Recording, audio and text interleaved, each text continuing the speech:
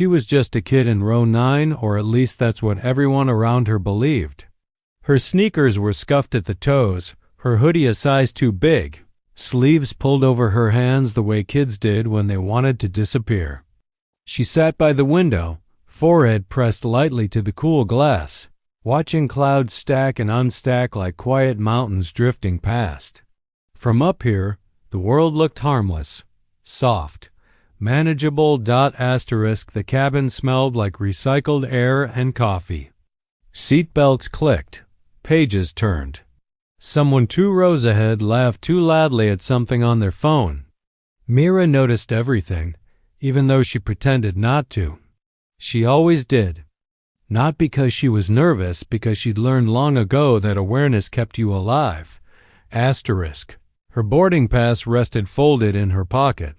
Mara Hale, seat 9A, age 12. That part was true. The rest WSN single quotes T. Asterisk. The plane jolted suddenly. Not enough to cause panic, but enough to interrupt conversations. A low murmur rippled through the cabin as the engines adjusted their pitch. Myra's foot stopped swinging. Her gaze sharpened, drifting from the window to the wing outside. The angle looked off, just slightly. She told herself it was nothing. Then the intercom crackled. Asterisk, ladies and gentlemen, this is your captain speaking, the pilot began. Voice calm but just a shade too careful. We've encountered some unexpected conditions. Please remain seated with your seat belts fastened. The seatbelt sign chimed on. Mira felt it then, that familiar tightening in her chest. Not fear. Recognition. Asterisk. The intercom clicked again, but this time the tone changed. Lower. More deliberate. Control to Sparrow, the pilot said. If you can hear me, we need you. The words hit her like turbulence from the inside. Sparrow. Asterisk. Myra's fingers dug into the armrest. Her heart didn't race. It slowed. That name wasn't meant for crowded cabins or commercial flights. It belonged to locked rooms, simulation chambers, and voices that spoke in codes instead of names. It belonged to a life she'd been told was over. No one else reacted. That was the strangest part. Asterisk. Passengers kept typing, sipping drinks, adjusting neck pillows. A man beside her frowned at his tablet, annoyed by the interruption. A woman across the aisle adjusted her child's blanket. The world kept moving, oblivious to the fact that everything had just changed. Asterisk. Mira stayed seated. For 3 breaths. Asterisk. The intercom whispered again. Sparrow, systems are failing. We're running out of time. Asterisk. Her reflection stared back at her in the darkened window. Big eyes, round face. A kid's face. But behind it, memories flickered. Warnings. Promises. You don't exist anymore. You don't respond. She stood. Gasps rippled through the nearby rows as turbulence nudged the plane again. Someone reached out instinctively, brushing her sleeve. Honey, sit down, a woman said, concern laced with irritation. Asterisk. Myra shook her head. I'm okay, she replied, voice steady. Too steady. Asterisk. The flight attendant noticed her then, eyes narrowing as she stepped into the aisle. Miss, you need to return to your seat immediately. Asterisk. Myra met her gaze, something unreadable passing between them. He called me, she said simply. Asterisk. Who? Asterisk. The pilot. Asterisk. Another shudder ran through the aircraft, stronger this time. Overhead bins rattled. Somewhere near the back, someone swore under their breath. Asterisk. The attendant opened her mouth to argue, but the intercom cut in once more. Asterisk. Let her through, the pilot said. Please. Silence fell like a dropped glass. Every eye turned toward row 9. Asterisk. Myra walked forward, each step heavy with the weight of a name she thought she'd buried. She didn't look back. Because she knew once Sparrow answered the call, there was no pretending anymore. The cockpit door sealed behind Mira with a soft hydraulic hiss, cutting off the rising noise of the cabin like a curtain dropping at the end of a scene. Inside, the air felt tighter, charged with heat and urgency. Screens glowed in frantic colors, reds and ambers pulsing, warnings stacking faster than they could be cleared. The steady rhythm of flight had been replaced by a strained, uneven vibration that traveled up through the floor and into her bones. For a brief moment, no one spoke. The pilot finally turned toward her. Up close, the lines in his face were deeper than she'd noticed from the aisle, carved by years of responsibility and the last few minutes of fear. Relief flickered in his eyes first, then disbelief, then something dangerously close to hope. You're younger than I expected, he said, almost to himself. Myra didn't look at him. Her eyes were already scanning the panels, tracking flickers, memorizing what was dark and what was lying. They always say that, she replied. The co-pilot stared openly now, mouth slightly open. Captain, he said carefully, she's a child. She's Sparrow, the pilot answered without hesitation. And she's the reason we're not already dead. Another sharp jolt rocked the plane, knocking a pen off the console. It clattered to the floor and rolled until Myra's sneaker stopped it. She crouched briefly, picked it up, and set it aside with deliberate calm. Status, she said. The pilot exhaled as if permission had just been granted to fall apart. Autopilot failed first, then navigation. Satellite link dropped entirely. Manual override is fighting us. Every correction makes the next one worse. Myra nodded slowly. Cascade failure. Yes, he said. And we can't find the source.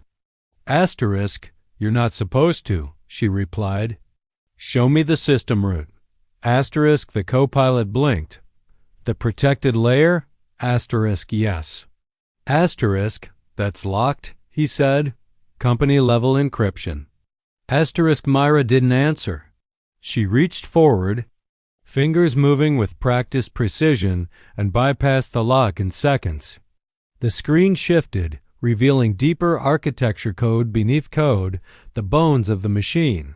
The co-pilot stared. How did you? Later, the pilot said sharply, eyes never leaving Myra's hands. Lines of data streamed past. Mira's expression hardened as she followed the trail. The interference loop wasn't random. It repeated in irregular intervals, adapting to corrections, learning from them. Her stomach tightened. This isn't weather damage, she said quietly. The pilot swallowed. What is it? External manipulation, she replied. Someone wanted the systems confused, not destroyed. The plane dipped suddenly, nose pitching down just enough to steal the co-pilot's breath. Altitude drop. He shouted. I see it, Mira said, already adjusting thrust. Give me manual priority. The pilot didn't hesitate. You have it. The controls responded sluggishly, like they were pushing back. Mira compensated, recalculating angles the system could no longer trust itself to compute. Her mind slipped into the familiar narrowed state, no cabin, no passengers, no 12-year-old girl pretending to be normal. Just Sparrow, the role she'd sworn she'd never wear again. How much time? She asked. The pilot glanced at fuel burn and descent rate. 10 minutes before gravity wins. Myra inhaled through her nose. That's enough. For what? The co-pilot asked. To stabilize, she said. Not to be comfortable. An alarm screamed. Cabin lights flickered as power rooted. The plane shuddered, protesting every change. People will panic. The co-pilot said. They already are, Mira replied. They just don't know why. Asterisk, she shut down non-essential systems entertainment, auxiliary lighting, automated. Diagnostics. The cockpit dimmed, leaving only the necessary instruments glowing like watchful eyes. Asterisk, the pilot leaned closer, voice low. Sparrow, I need to know. Can you actually do this? Mira paused. For the first time since entering the cockpit, she looked at him fully, not at the screens. At the human being trusting her with everything. Asterisk, I promised I wouldn't. She said softly, I was told I was done, that I'd earned a normal life. Another violent tremor ran through the aircraft, rattling the windows. She turned back to the controls. But I didn't promise I'd let people die. Asterisk, her fingers flew again, isolating the interference loop and feeding it false responses, tricking it into stabilizing instead of escalating. The alarm softened, then fell silent one by one. Asterisk, the plane leveled out, still wounded, still fragile. But flying. Asterisk, the pilot's breath hitched. You did it. Asterisk, Mira shook her head, eyes fixed forward. No, she said. Now comes the hard part. Asterisk, outside the cockpit windows, the storm loomed dark, towering, and waiting. The storm did not wait for them to be ready. Asterisk, the moment the plane pushed forward, turbulence slammed into the fuselage like a physical force, rattling metal and bone alike. Rain struck the aircraft in dense sheets, each impact loud enough to feel as though the sky itself were trying to tear them apart piece by piece. Lightning flashed so close it bleached the cockpit windows white, followed instantly by thunder that vibrated through the controls.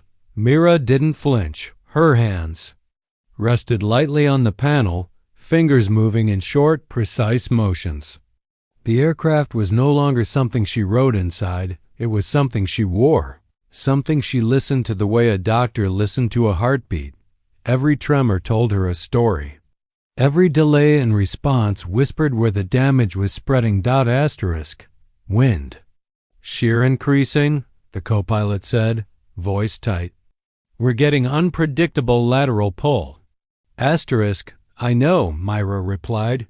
It's shifting faster than the models. Asterisk, she adjusted thrust asymmetrically, compensating before the plane could yaw. The response lagged half a second too long. Asterisk, her jaw clenched. Asterisk, left wings losing lift, the pilot said, gripping the yoke. Structural stress is climbing. Asterisk, Myra's eyes flicked to the display. The numbers confirmed it load limits creeping dangerously close to red. The aircraft wasn't built to be flown this way, stripped of its safety nets and automated instincts. Every correction now was manual, deliberate, and risky. Asterisk, don't fight it head on, she said. Let it move, then guide it. Asterisk, the pilot followed her instructions without question. He eased the controls instead of forcing them, allowing the plane to dip and roll within survivable margins. The turbulence still battered them, but the violent jolt softened into a brutal, sustained shaking. Asterisk, another lightning strike exploded across the sky, illuminating the storm's vast interior. Towering clouds churned like living things, layered and aggressive, reaching down as if to grab the aircraft. Asterisk, the co-pilot swallowed. This storm's organized. That's not normal. Asterisk, no, Myra said quietly. It isn't. Asterisk, her mind raced ahead of her hands now, calculating risk faster than she could speak it. The interference loop she'd isolated earlier was still there, quieter but adapting, responding subtly to her changes. It wasn't in control anymore, but it was watching. Cabin pressure fluctuated suddenly. Distant hiss echoed through the cockpit, followed by the muted scream of deploying oxygen. Masks. Mira heard it dimly, like sound underwater. She knew exactly what was happening behind the cockpit door. Panic, confusion, people clutching strangers' hands and wondering if this was the moment their lives ended. Asterisk, she pushed the thought away. Asterisk, Sparrow. The pilot said, voice low but urgent, we can divert south. Try to outrun it.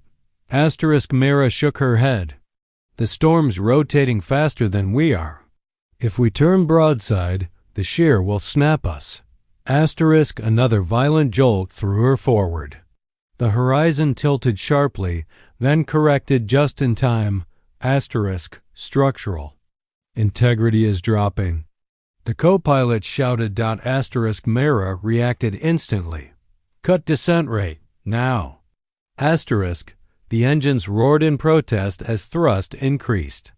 For a terrifying second, the plane felt suspended between falling and flying, caught in a brutal tug-of-war with gravity. Asterisk, Mira's chest tightened under the pressure. The G-forces crushed down on her, stealing breath, but she held steady, knuckles. White, this is the limit, the pilot grunted. I know, she said. We only need seconds. She made a decision she'd hoped she wouldn't have to make. Divert power from secondary stabilization, she said. All of it. Asterisk, the co-pilot hesitated. That'll leave us exposed. Asterisk, it'll give us. Control, Mira replied. Choose. Asterisk, the pilot didn't hesitate. Do it. Asterisk, the cockpit lights dimmed further as power rerouted. The plane shuddered violently, screaming in metal and alarms. Then the turbulence broke. Not ended, but fractured. Asterisk, they plunged downward suddenly, diving beneath the storm's worst layers. Gravity vanished. Mira's stomach lurched as weightlessness stole the floor from under her feet. A cry escaped the co-pilot before he could stop it. Then the engines caught. The aircraft surged forward, bursting through the underside of the storm like a swimmer breaking the surface of dark water. Sunlight flooded the cockpit, brilliant, blinding, unreal. Blue sky stretched endlessly below the raging clouds, calm and untouched. The plane leveled out. For a moment, no one spoke. Asterisk, the only sound was the steady, miraculous hum of engines, still doing their job. Asterisk, the pilot let out a shaky laugh that dissolved into something dangerously close to tears. We're through. Asterisk, Mira slumped back into the seat, exhaustion crashing into her all at once now that adrenaline no longer held her upright. Her hands trembled as she pulled them into her lap, suddenly very aware of how small they looked against the vast controls. She stared at them, small hands. Young hands. Hands that should have been holding a book or a game console, not an aircraft full of lives. Asterisk, I was supposed to be done, she whispered, more to herself than anyone else. I was supposed to just be a kid. Asterisk, the pilot glanced at her, voice gentle. Today you were exactly who we needed. Mira closed her eyes briefly as the storm receded behind them. She didn't answer, asterisk, because she knew once Sparrow flew again. Nothing ever truly stayed behind. The runway lights appeared first as a thin shimmering line against the deepening dusk, steady and unwavering. After the chaos of the storm, the sight felt almost unreal, too orderly, too calm to belong to the same world they had just fought through. Mira watched them grow larger through the cockpit window, her reflection faintly superimposed over the approaching ground. Asterisk, the plane responded gently now, as if exhausted but cooperative, its systems holding together by trust as much as engineering. The pilot guided them through the descent with careful hands, following Mira's quiet adjustments without question. Every small correction felt monumental, each second borrowed from the disaster that might have been. Asterisk, landing gear deploying. The co-pilot announced. Asterisk, the mechanical thud echoed through the aircraft, solid and reassuring. Mira released a breath she hadn't realized she'd been holding. Her body felt heavy, like gravity had finally decided to collect its debt. Asterisk, the wheels touched down with a firm, resonant impact that traveled through the cabin and into her chest. The aircraft bounced once, then settled, tires screaming briefly against the asphalt before slowing. Reversers roared, engines howled, and then gradually, impossibly, the plane rolled to a controlled stop. Asterisk for a heartbeat. There was silence. Then the cabin erupted. Applause thundered through the fuselage, mixed with sobs, laughter, and voices breaking as relief overflowed. People clutched armrests, strangers themselves. Some cried openly. Others whispered prayers or thank yous to no one in particular. Mira stayed still. The pilot leaned back in his seat, closing his eyes for a long moment. When he opened them, they were wet. "We're down," he said quietly. "We actually made it." Asterisk, the co-pilot, let out a breath that sounded like it had been trapped for years. "I didn't think," he stopped, shaking his head, unable to finish. Asterisk Myra unbuckled her harness slowly, fingers stiff.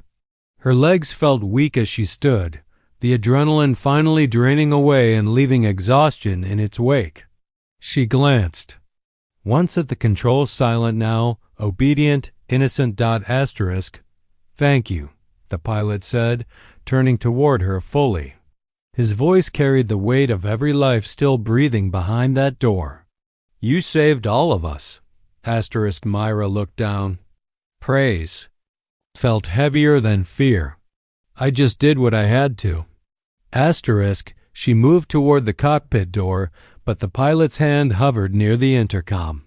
He hesitated, then pressed the button. Asterisk. "Ladies and gentlemen," he began, his voice carrying through the cabin once more, "we have landed safely. Emergency crews will meet us shortly. Please remain seated."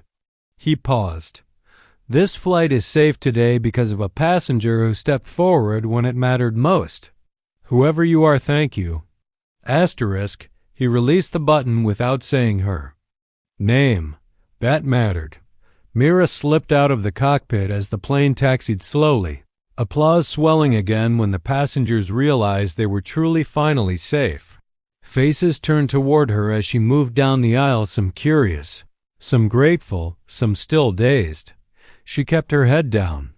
A woman reached out and squeezed her hand gently as she passed.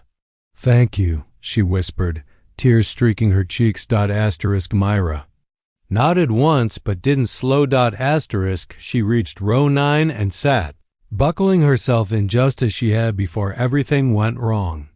The seat felt smaller now, like it belonged to someone else. Her sneakers rested flat on the floor, no longer swinging.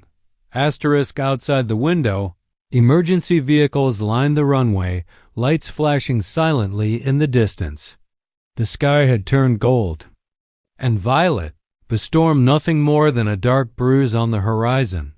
The intercom crackled one last time. "To our mystery hero," the pilot said softly, "and to Sparrow this captain owes you his life." Mira smiled faintly, a private thing meant only for the glass and the sky beyond it. The plane came to a complete stop. The seatbelt sign chimed off. People stood, gathering bags, talking excitedly about what they'd survived. Stories were already forming, growing larger with every retelling. No one looked at her anymore. That was the way it was supposed to be. Asterisk, she rested her forehead against the window, watching the world move slowly back into place. The ordinary weight of being a kid settled over her again. School, homework, small worries that suddenly felt precious. Asterisk, for now. She could have that.